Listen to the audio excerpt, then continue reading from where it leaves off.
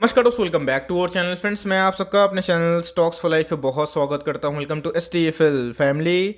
DFL बस साल 2020। जी हाँ दोस्तों, एक ऐसा साल था जहां पे कोविड ने दस्तक दी थी और कोविड के दस्तक देने के बाद दोस्तों ऐसे बहुत सारे स्टॉक्स थे जो 50 क्या 70% भी करेक्शन दिखा चुके थे। उसके बाद रिकवरी हुई और सबने ऑल टाइम हाई हिट किया। इसी बीच में IT के ऐसे बहुत सारे स्टॉक्स थे जो बहुत बड़े वेल्थ गेटर बन के रहे हैं, क्योंकि IT के वर्क फ्रॉम होम से उनको कोई भी एज सच डेंट नहीं पड़ा और उनके प्रॉफिट भी हिस्टोरिकल लेवल हाई पे थे। और इसी बीच में IT की बात की जाए और दूसरे इंडेक्सेस की बात की जाए तो काफ़ी महंगे हो चुके हैं। लेकिन दोस्तों, एक ऐसा इंडेक्स है जो अपने आप में ही अभी सस्ता देखने को मिल रहा है, लेकिन आने वाले कल में जब इंडेक्स मैनेजमेंट होगा दोस्तों, मैंने इंडेक्स मैनेजमेंट के बारे में बहुत बड़ा डिस्कशन किया, बताया भी है कि मार्केट में हमेशा याद रखिएगा एक साइकिल चलता है। बहुत सारे स्टॉक्स 2 साल 1 साल परफॉर्म नहीं करते हैं, लेकिन जैसे ही इंडेक्स की बारी आती है तो वो टॉप पे होते हैं, फिर वो बॉटम पे भी आते हैं। तो सेम दोस्तों, आपको याद होगा कि जब रिलायंस क्रैश हो रहा था उसके बाद रिलायंस और IT ने निफ्टी को संभाला और निफ्टी को ऑल टाइम हाई पे पहुंचा दिया। लेकिन उसके बाद फिर से रिलायंस में करेक्शन शुरू हो गई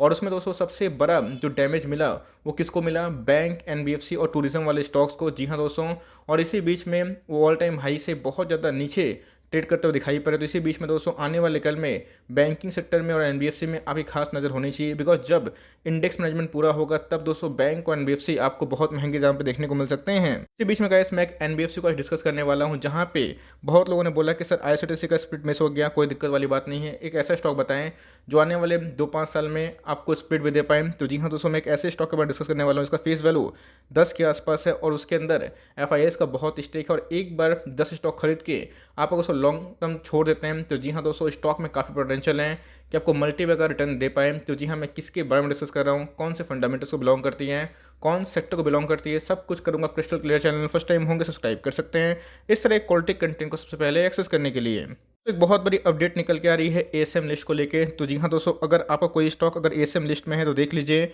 हम मैंने दोस्तों अपडेट कर दिया है। डेटा आपको बहुत ही फायदा होगा। Now without dealing in for time, let's begin. बस एकदम जल्दीबाजी करने की आवश्यकता नहीं है, हमें देखना है अर्निंग इज़ द की। जी हाँ दोस्तों, जहाँ पे अर्निंग होते हैं वहीं पे की होता है।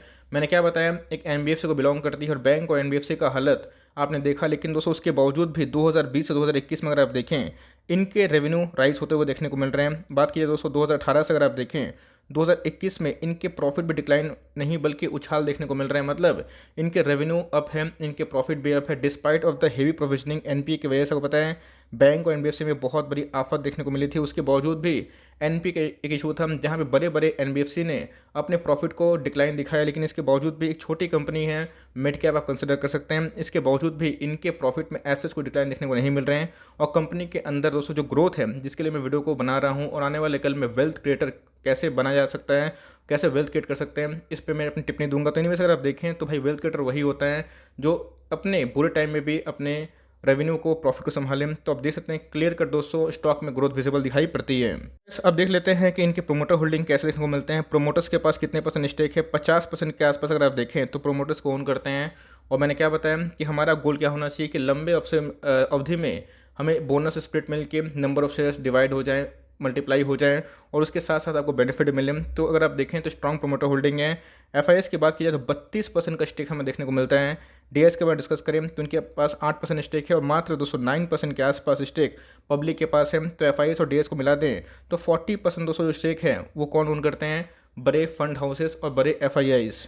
इस स्टॉक का प्राइस अगर आप देखें 2589 के आसपास दिखाई पड़ता है। और दोस्तों अगर आप देखें इस पूरा गिरावट में भी इसने पूरे साल की बात की जाए, इसके पहले इसने 3000 का लेवल को तोड़ने की कोशिश की थी, असफल हुआ था।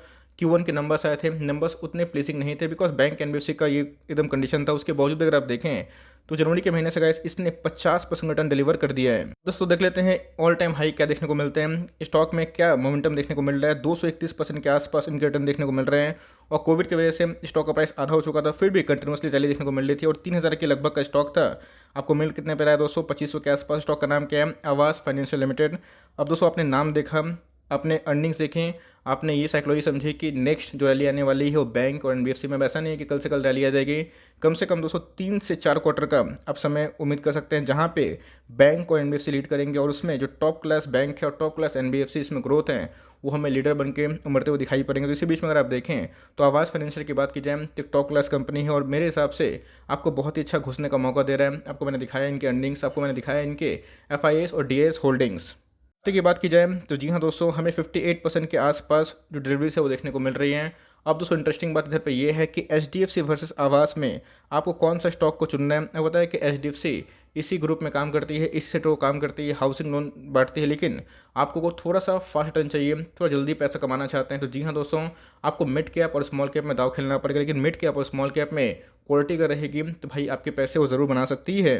भाई मार्केट कैप की बात की जाए तो 20,000 करोड़ के आसपास की मार्केट कैप है। लेकिन दोस्तों इसका मतलब ये नहीं है कि एचडीएफसी बुरा हो गया, नहीं। मैंने क्या बताया कि जिनको लॉन्ग टर्म में थोड़ा फास्ट टर्न जनरेट करना है, मिड कैप से दाव खेलना चाहते हैं, वो जो है ट्रैक कर सकते हैं। करंट मार्केट प्राइस की बात की जाए तो अपने ऑल टाइम हाई से 15% के आसपास क्रेडिट हो चुका है। ऑल्दो अगर आप देखें तो इनका पी 68 के आसपास है, इसको नोट जरूर करिएगा, बिकॉज स्टॉक का जो बुक वैल्यू है वो भी बहुत महंगा है और स्टॉक का प्राइस टर्निंग बहुत ही महंगा है। क्यों? तो इनके अंदर ग्रोथ पूरा विजिबल दिखाई पड़ता है और मिड कैप स्मॉल कैप में ग्रोथ आने वाले कल में और भी तेज हो सकता है अगर उनके अर्निंग्स फंडामेंटल सही रहे।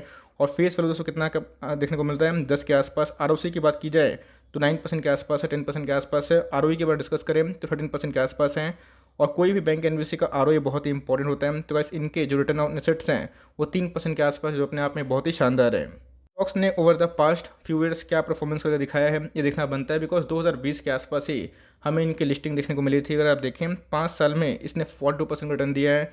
बात की दोस्तों इनके प्रॉफिट ग्रोथ की तो वही बहुत शानदार है, 55% के आसपास है।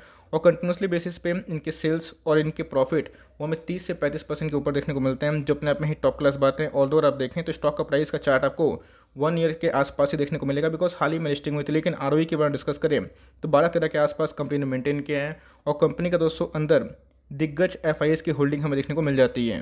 हमने क्या देखा, कंपनी क्या करती है वो समझा हमने कि हाउसिंग लोन बांटती है। हाउसिंग फाइनेंस की बात की जाए तो यस, जैसे ही कोविड का क्रैश खत्म होगा, कोविड का प्रॉब्लम ठीक होगा, उसमें एक बहुत बड़ा बूम आने वाला है। लोगों के पास चाहिए फाइनेंस वाली कंपनियां जो उनको फंड करें और लोग उसको धीरे धीरे चुकाएं। तो इसी बीच में जितने भी अच्छे टॉप क्लास फाइनेंस वाली कंपनी हैं वो ज़रूर बूम करेंगे। तो अगर आप देखें इनकी कंपनी के रिजर्व कितने हैं तो जी हाँ दोस्तों, कंपनी के रिजर्व में अगर आप थोड़ा नोटिस करें तो इनके रिजर्व पहले से बढ़ते हुए दिखाई पड़ रहे हैं। पहले कितने थे? 1000 करोड़ के आसपास 2018 में।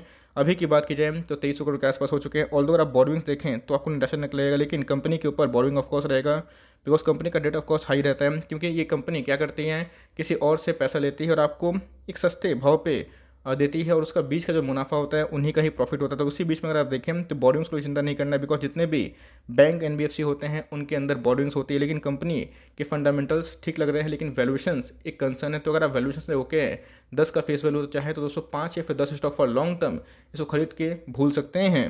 देखिए चार्ट की बात की जाए तो जी हाँ दोस्तों, आवाज़ के बारे में डिस्कस करें तो एक हाई लगा के एक गिर रहा था। अभी की बात की जाए तो एक बॉक्स में ट्रेड करता हुआ दिखाई पड़ा। आप देख सकते हैं कि एक बॉक्स है, इससे अगर टॉप में ये निकलता है तो जी हाँ ये 2800 की जर्नी कर सकता है। लेकिन गिरता है तो आपके लिए मौका होगा, आपको यही स्टॉक फिर से 50 रुपये शायद डिस्काउंट में अवेलेबल देखने को मिल जाए। आरएसए के बारे में डिस्कस करें तो आप देख सकते हैं कि 47 के आसपास है। मनी फ्लो इंडेक्स भी 60 के आसपास है। इस पर रिसर्च करें, इसको देखें, अगर आपके फंडामेंटल्स में ये होके बैठता है। चूँकि वेरी ऑनेस्ट अगर बताएं दोस्तों तो एचडीएफसी एक सेफ गेम हो जाता है। एचडीएफसी की बात की जाए तो बहुत ही आपको सेफली पैसे बना कर देता है, बिकॉज एक ब्लू चिप कंपनी है। लेकिन आवाज़ के बारे में डिस्कस करें तो छोटी कंपनी है तो ग्रोथ भी उस हिसाब से पूरा विजिबल है। तो अगर आपको रिस्क लेना है, आप थोड़ा सा अफोर्ड कर सकते हैं, तो जी हाँ आप आवाज़ पे प्लानिंग करके इसको निवेश कर सकते हैं। आई होप ये मेरा वीडियो आपके लिए हेल्पफुल था। कंटेंट चले तो लाइक कर दीजिएगा, चैनल फर्स्ट टाइम होंगे तो याद से सब्सक्राइब करना भूलिएगा। फर्दर कोई डाउट उसको ड्रॉप कर सकते हैं, कुछ रिव्यू चाहिए उसका नाम ड्रॉप करना भूलिएगा। I would love to make a video on your demand. Guys मिलते हैं जल्दी ही, तब तक के लिए bye. Thanks for listening friends, God bless you all.